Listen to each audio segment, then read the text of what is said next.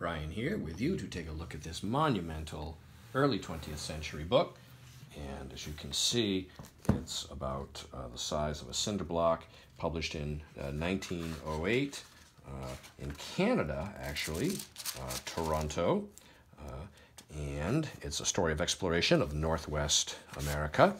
It is first edition, Canadian edition, profusely illustrated. It has deckled edges, many black and white photographs throughout. As you can see, this is just a small sampling of them. It's a monumental work. And then at the rear, what we find is back here, we come all the way to the back like so, and there's a bibliography, which is interesting. And we have this large, there's a very detailed, extensive index as well. And then we've got this large folding color lithographed map, like so, of Canada. And this book is now currently available online from me, Brian DeMambro.